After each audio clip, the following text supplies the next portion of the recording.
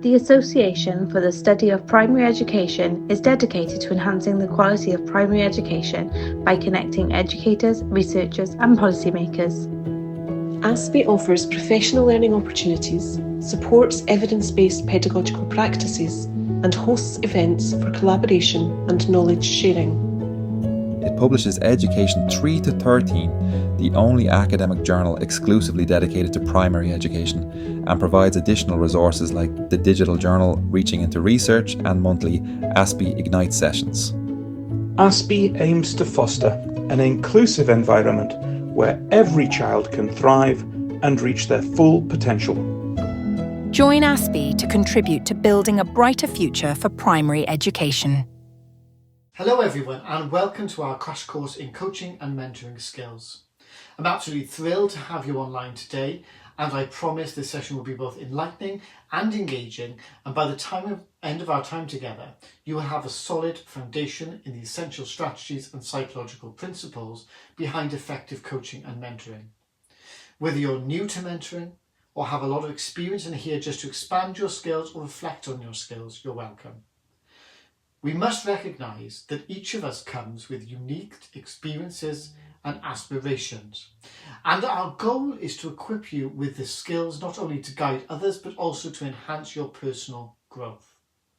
Throughout this course we will delve into nuances that make coaching and mentoring such powerful tools for development. We will explore real-world scenarios, engage in interactive reflection and participate in hands-on exercises designed to mimic the challenges and triumphs you will encounter in your coaching and mentoring journey. Since you're watching this version of the course online, you will need to pause when we reach activities to give you time to complete them. The comprehensive approach we will undertake together ensures that you leave not just with theoretical knowledge, but the practical insights that can be applied immediately. Moreover, we will discuss the importance of adaptability in mentoring relationships. Understanding that each individual's path is different. We will examine how to tailor your mentoring strategies to meet the diverse needs and personalities of individuals. This includes leveraging psychological insights to foster a deeper connection and more effective guidance. So, our session objectives are to understand the core principles of coaching and mentoring, to learn how to build and maintain trusting relationships, to develop an active listening and constructive feedback set of skills, explore techniques for tailoring mentorship to individual needs, to gain practical tools and approaches for overcoming mentoring challenges, and to incorporate psychological insights to enhance mentoring effectiveness. So, without further ado, let's dive straight in. Part 1. Understanding coaching and mentoring. Coaching and mentoring might seem similar, but they do have distinct differences. Coaching is typically performance-driven, short-term, focusing on specific skills and goals, while mentoring, on the other hand, is a more relationship-oriented and long-term vision, aiming to support overall personal and professional development. Coaching often involves a clear setting of measurable goals and working with individuals to achieve those targets through structured sessions. It requires the coach to adopt a directive approach, providing guidance, feedback and strategies aimed at improving the coachee's performance in specific areas. For example, a coach might work with a teacher to develop a new curriculum or improve classroom management skills. Mentoring, in contrast, requires a more holistic approach. It involves building a supportive relationships where the mentor offers wisdom, advice and encouragement. Mentors typically help mentees navigate broader career and personal development issues such as career advancement, work-life balance or professional identity.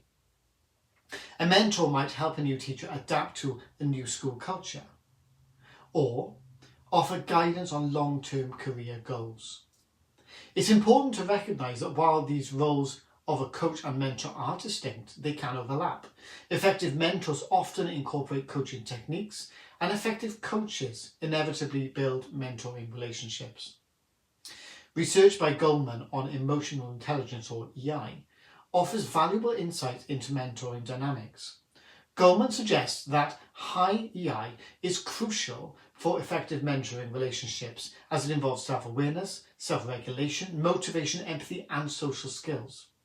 These attributes enable mentors to better understand and respond to the needs of their mentees, fostering a more supportive and productive relationship. Further, the self-determination theory, or SDT, developed by Edward Deci and Richard Ryan, emphasises the importance of autonomy. People need to feel control in their lives, behaviours and goals. This is about choice. It also looks at competence.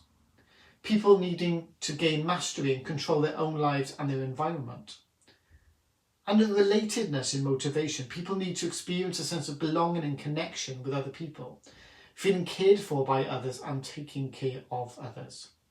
In a mentoring context, by supporting these three needs, mentors can enhance the intrinsic motivation of their mentees, leading to greater engagement, satisfaction and performance.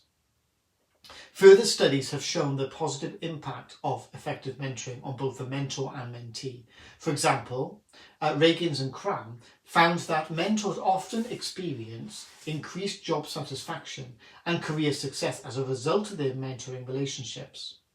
Mentees benefit from increased confidence, better job performance and greater career advancement opportunities.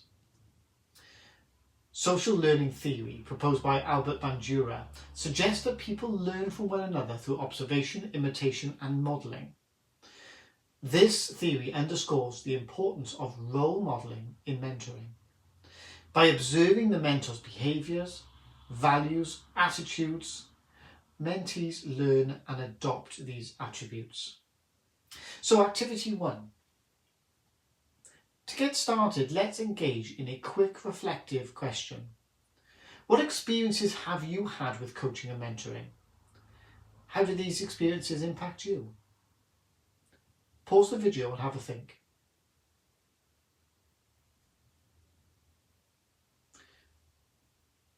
What common themes did you notice in your discussions and reflections? How do these experiences shape your understanding of coaching and mentoring? What new insights do you gain from thinking about this?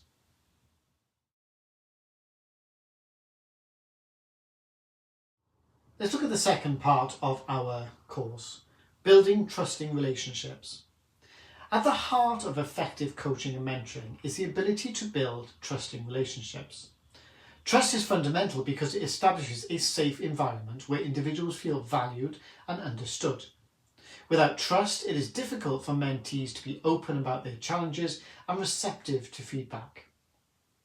Psychologically, trust involves the limbic system in our brains, specifically the amygdala and hippocampus, which are responsible for emotional responses and memory formation.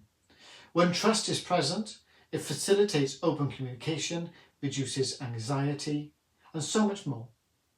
Research by Mayer, Davis and Schuerman highlights three key components of trust: ability, benevolence, and integrity. Ability refers to the mentor's competence in their role. Benevolence indicates a genuine concern for the mentee's welfare, and integrity involves adherence to a set of principles and values. To build trust, mentors need to demonstrate reliability, competence, and empathy. Being consistent and following through on commitments helps establish reliability. Showing expertise and a genuine interest in the mentee's growth demonstrates competence. And lastly, empathy. The ability to understand and share the feelings of another is crucial for creating a connection and showing that you care about the mentee as an individual. Research also shows that trust can be influenced by the mentor's communication style. According to the study by Gillespie and Mann, mentors who use inclusive language and collaborative approaches are more likely to foster trust. This means using language that promotes a sense of partnership and shared goals rather than authority and control. Building trust also involves self-disclosure, where the mentor shares appropriate personal experiences and challenges. And this can help humanise the mentor and make them more relatable to the mentee. Research by Collins and Miller found that self-disclosure can enhance liking and trust in intrapersonal relationships. However, it's important to strike a balance. Too much self-disclosure can be overwhelming and unprofessional, while too little can hinder the development of trust. A sense of disclosure in mentoring relationships can be powerful when we think about three types of information: the public information, the hidden information, and the blind information. But all this requires the building of trust with an underpinning of maintaining confidentiality. Mentees need to feel confident that their discussions with a new mentor will remain private and not be shared without their permission. This is particularly important in a school environment where sensitive issues often arise. Establishing clear boundaries around confidentiality from the outset can help build a foundation of trust. So time for our second activity, a trust-building exercise.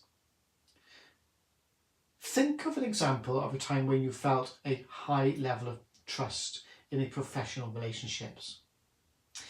And then think about what actions or behaviours contributed to that trust. How did it affect your work or learning experience? Take about 10 minutes to think and reflect, and then unpause the video and think about the next questions.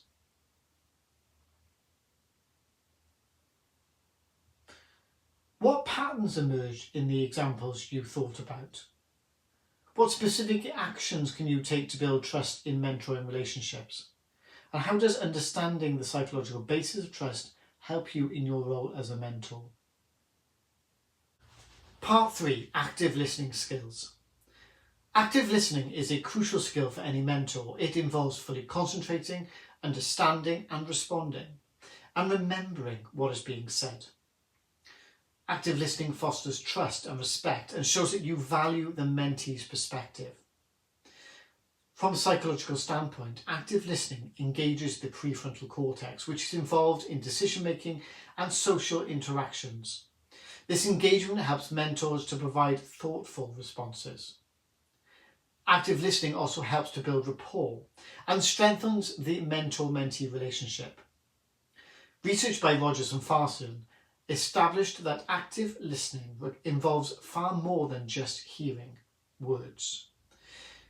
It requires a genuine effort to understand the speaker's perspective. And this involves paying attention to non-verbal cues such as body language and facial expressions, which can convey additional information about the mentee's feelings and attitudes. To practice active listening, it's important to eliminate distractions. Make eye contact and use verbal and non-verbal cues to show that you are truly engaged. I like to think about the Japanese symbol for listening because it helps us to really understand the difference between listening and hearing. It shows ears to hear, eyes to see, undivided attention for focus, a mind to think, heart to feel, and yourself to be present. Paraphrasing and summarising what the mentee has said can also help to ensure understanding and demonstrate that you're listening attentively. In addition, research by Brownell highlights that the importance of empathic listening, which goes beyond active listening to include an emotional connection with the speaker. Empathic listening involves not only understanding the content of what is being said, but also recognising and responding to the emotions behind the words. This requires a high level of emotional intelligence and the ability to put oneself in the mentee's shoes. The concept of emotional intelligence, as mentioned briefly earlier and popularised by Daniel Goleman, is highly relevant in the context of mentoring. EI involves the ability to recognise, understand and manage our own emotions, as well as the ability to recognise, understand and influence the emotions of others. High EI enables mentors to create a supportive and understanding environment, which is essential for effective mentoring. I love this image which shows the words, "I feel fantastic." But this is an ambigram. Turn it upside down and you'll see what it's really saying. I'm falling apart. What a powerful visual representation of what we're talking about. When we really listen, we get far more truth and depth. Research by Solovey and Mayer identified 4 components of emotional intelligence, that we need to be thinking about. Perceiving emotions, using emotions to facilitate thought, understanding emotions, and managing emotions. By developing these components, mentors can enhance their active listening skills and better support their mentees. So let's think about activity 3. I encourage you, if you're watching this video with somebody else, to take turns in sharing a recent challenge you faced at work. The listener should practice active listening by maintaining eye contact, nodding and giving verbal and non-verbal affirmations, listening without taking their attention off the subject. Try that for about 3 minutes. So between you, spend about 7 minutes each listening and reflecting. If you're alone, you might want to do this exercise with a partner at another time. However, you can still reflect on your experiences of active listening right now.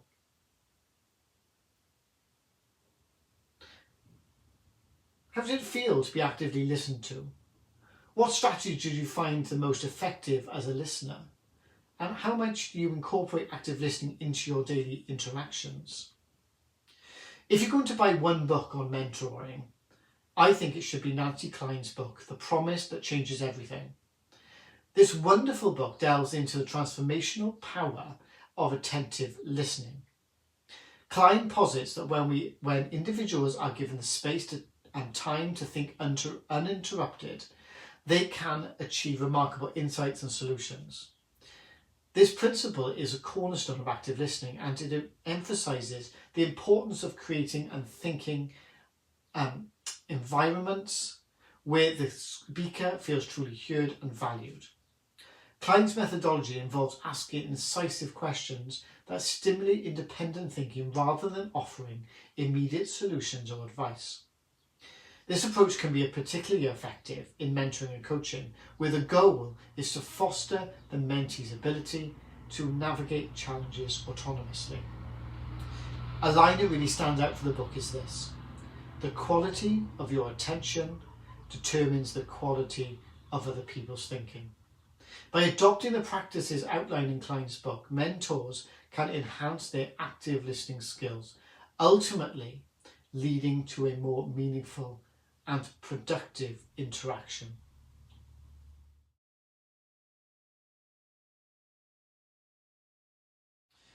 Part 4, providing constructive feedback.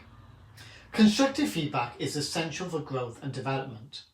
It should be specific, non-judgmental, and focused on the behaviours rather than personal attributes of an individual. Constructive feedback helps mentees understand their strengths and areas for improvement. Psychologically, feedback can trigger different responses in the brain. Positive feedback activates the reward centres, while negative feedback can activate the threat response. Balancing positive and critical feedback is key to maintaining motivation and receptivity. A simple yet sophisticated strategy involves using the SBI model, the situation, behaviour and impact model. This gives great feedback. This method encourages the feedback giver to focus on specific situations, describe the observable behaviours and explain the impact of those behaviours. For example, instead of saying, "You did a great job," you'd say, "In yesterday's meeting," that's the situation, "you clearly articulated the project's progress and answered all of the questions comprehensively," that's the behaviour. "This helped the team feel more confident about the project's direction," that's the impact. Similarly, for negative or constructive feedback, you might say, "During the team presentation last week," that's the situation, "you seemed a bit unprepared and skipped over some key points," behaviour. "This led to some confusion and unanswered questions from your team," impact. This approach ensures that feedback is clear, specific and actionable, making it easier for a recipient to understand what they did well and what they can do to improve. Moreover, it minimises the emotional response often triggered by feedback, as it focuses on observable facts rather than personal judgments or vague generalities. Research by Kluger and Denisi found that feedback interventions can have varying effects on performance. While positive feedback can enhance motivation and encouragement, negative feedback can sometimes lead to defensive reactions. It's important to deliver feedback in a way that's supportive and encourages a growth mindset. That described by Carol Dweck. A growth mindset fosters the belief that abilities and intelligence can be developed through effort and learning. It is also important to provide feedback in a timely manner and in a context that is conducive to open discussion. Private face-to-face conversations are usually best for delivering feedback as they allow for a more personal and direct exchange. Additionally, feedback should be actionable. This means that the mentee should be clearly knowing what they have to do to improve. Vague or general feedback is less than specific and doesn't give targeted feedback, which provides concrete examples and suggestions for improvement. Another important aspect of providing constructive feedback is the concept of self-efficacy, introduced by Albert Bandura. Self-efficacy refers to an individual's belief in their ability to succeed in specific situations or accomplish a task. High self-efficacy can enhance motivation and resilience, while low self-efficacy can lead to avoidance and decreased performance. When providing feedback, it's important to reinforce the mentee's self-efficacy by highlighting their past successes and expressing confidence in their ability to improve. Moreover, the way feedback is framed can significantly impact its reception and effectiveness. Research by Grant and Schwartz suggests that framing feedback in a positive and motivational context can lead to better outcomes.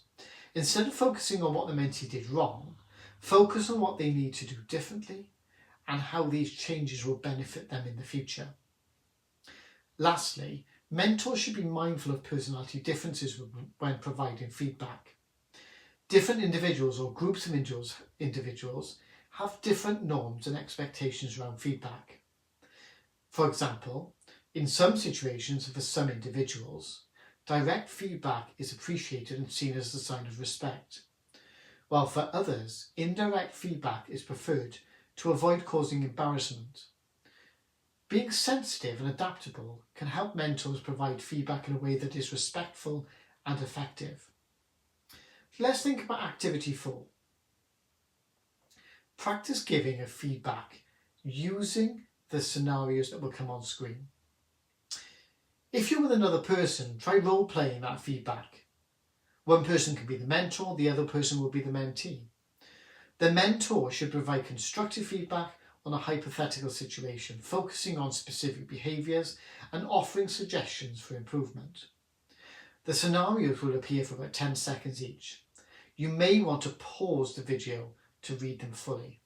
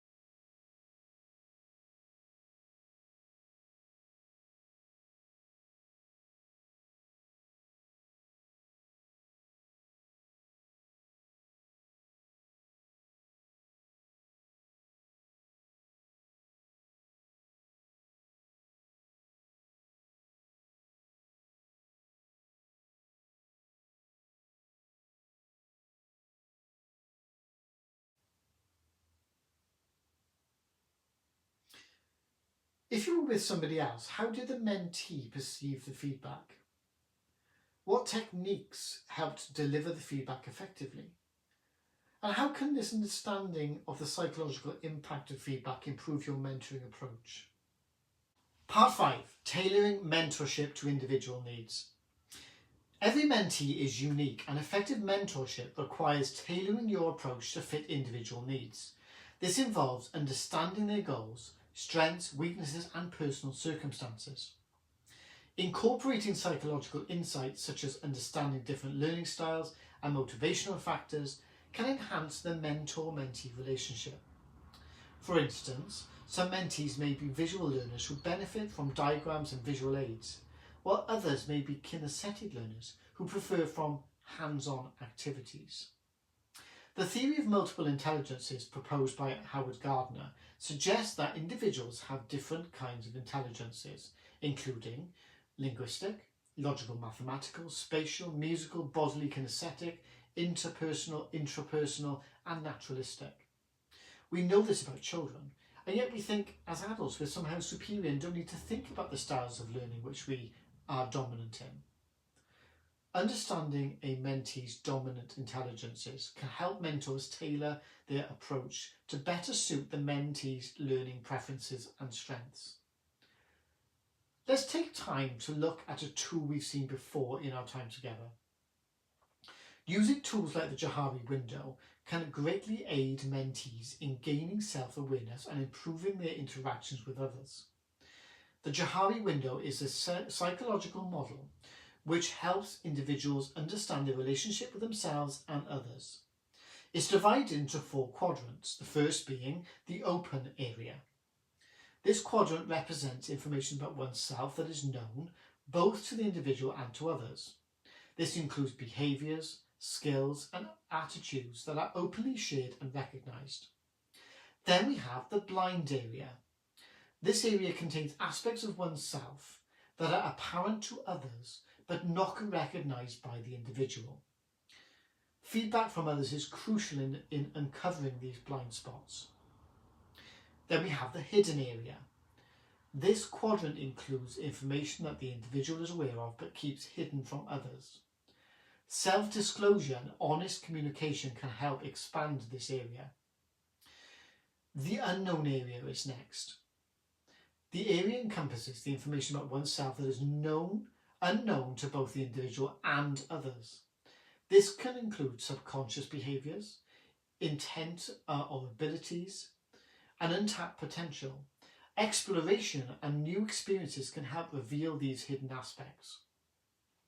By working to expand the open area through feedback and self-disclosure, mentees can improve their self-awareness and communication, ultimately leading to stronger and more effective mentoring relationships. Another useful framework is the situational leadership model developed by Hersey and Blanchard. This model suggests that effective leadership, including mentoring, requires adapting one's style based on the development level of the mentee. The 4 styles are these. Directing, that's high directive, low support, suitable for mentees who are new or less competent. Coaching, high directive, high supportive, suitable for mentees who have some competence but lack commitment. Then there's a supporting, that's low directive, high supportive, suitable for the mentees who have competence but need encouragement. And then delegating, low directive, low supportive, suitable for mentees who are highly competent and committed. By assessing the mentee's development level and adjusting the mentoring style accordingly, mentors can provide the appropriate level of guidance and support. So let's take activity 5. Create a personalised mentorship plan for a hypothetical mentee using one of the situations that we role-played earlier. Consider their individual needs, goals and circumstances. How did you determine the mentee's needs? What strategies did you include to support their development? Pause the video and take some time. This might take about 15 minutes for this exercise.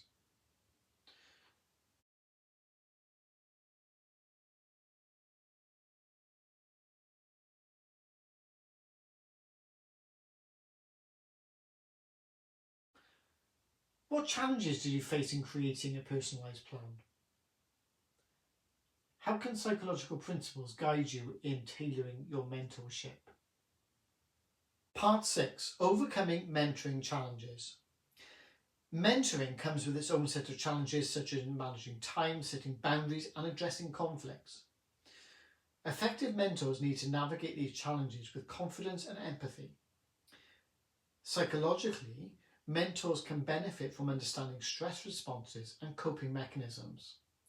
Techniques such as mindfulness and cognitive behavioural strategies can be useful in managing mentoring-related stress. Mindfulness involves being present in the moment and can help mentors stay calm and focused during stressful situations. Cognitive behavioural strategies involve identifying and challenging negative thought patterns, which can help mentors maintain a positive and solution-focused mindset. Stress responses are mediated by the hypothalamic pituitary adrenal axis, which regulates the release of cortisol, the body's primary stress hormone. Chronic stress can lead to burnout, characterised by emotional exhaustion, depersonalisation, and reduced personal accomplishment. To prevent burnout, mentors and mentees should practice self-care, set realistic expectations, and seek support from colleagues when needed. Conflicts can arise in any mentoring relationship. These conflicts may stem from differences in personalities, communication styles, or expectations, and it's essential to address these conflicts promptly and constructively. The Thomas Kilmann Conflict Mode Instrument identifies 5 conflict handling styles: competing, collaborating, compromising, avoiding, and accommodating. So let's delve a little deeper into each of these styles. Firstly, competing. This style is assertive and uncooperative, a power-orientated mode often used when quick, decisive action is needed. It can be effective in a situation where one knows they are right about an issue that impacts team welfare. Then we come on to collaborating. This is both assertive and cooperative. This style involves working with others to find a solution that fully satisfies everyone's concerns. It's valuable in a situation where the goal is to merge insights from different perspectives, such as integrating diverse viewpoints in mentoring plans. Compromising is the third. This style is an intermediate in both assertiveness and cooperative styles. The goal is to find a mutually acceptable solution that is partially satisfying both parties. It can be useful in mentoring when time is limited and reaching a temporary settlement on a complex issue is necessary. Then we have avoiding. This is both unassertive and uncooperative. This style involves sidestepping the conflict, withdrawing or postponing the issue. This can be helpful in situations where conflict is trivial or when one needs more time to prepare or gather information. Then we have accommodating. This style is unassertive and cooperative, essentially the opposite of competing. And it might involve selflessly putting others' needs and concerns above one's own, which can be effective in maintaining harmony or showing reasonableness. Understanding these styles can help mentors choose the appropriate approach for resolving conflicts in their mentoring relationships. By assessing the situation and the needs of both the mentor and mentee, mentors can apply the most effective conflict handling style to foster a productive and harmonious mentoring environment. Effective communication is key to resolving conflicts. This involves active listening, empathising with a mentor's and mentee's perspective, and finding common ground whilst holding mutual accountability firm. Research by Gottman and Silver on conflict resolution in relationships highlights the importance of maintaining a positive interaction ratio, having more positive than negative interactions to sustain a healthy relationship. In mentoring, this often means balancing constructive criticism with positive reinforcement and support. Activity 6. Take some time to brainstorm common challenges faced in mentoring. Choose one challenge and develop a strategy to address it. incorporating psychological insights and practical tools. You can pause the video and then come back for some more questions. What were the most common challenges identified? How did psychological insights help in developing your strategy? How can you apply these strategies to real-life mentoring situations? Part 7, incorporating psychological insights. Understanding the psychological aspects of mentoring can significantly enhance its effectiveness. This includes recognising the impact of cognitive biases, emotional intelligence, and motivational theories on both the mentor and mentee. Cognitive biases are systematic patterns of deviation from norm or rationality in judgment, and these biases can affect decision-making and interactions in mentoring relationships.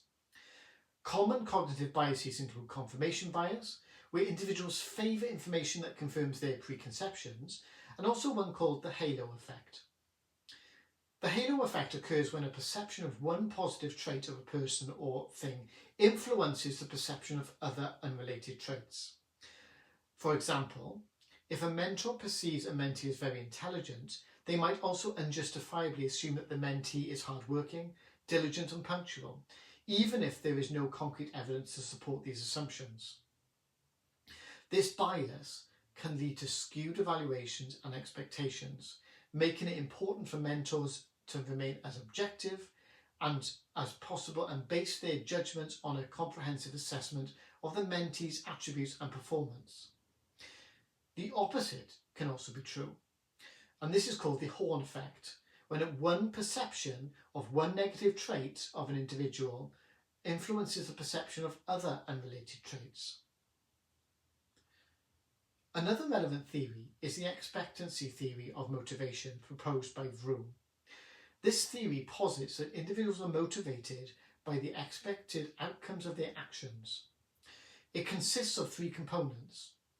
Firstly, expectancy, which is the belief that effort will lead to the desired performance. Instrumentality, which is the belief that the performance will lead to the desired outcomes. And then valuance, values placed on outcomes. Mentors can use this theory to understand what motivates their mentees and align mentoring practices to enhance their motivation. Activity 7. Spend a few moments considering your insights into the psychological dimensions of mentoring. Jot down your reflections, concentrating on, first of all, your comprehension of cognitive biases and their impact on mentoring, the significance of emotional intelligence within mentoring relationships, the application of motivational theories to mentoring practices. Pause the video, then come back. What new insights did you gain from this reflection? How can you apply these insights to your mentoring relationships? And what further questions do you have about psychological aspects of mentoring? Thank you for participating in this crash course on coaching and mentoring. I hope you've gained valuable insights and the practical tools to enhance your mentoring abilities. Remember, effective mentoring is not just about providing guidance, it's about fostering growth, building trust, and inspiring others to reach their full potential. Together, we can make a lasting impact on our educational community.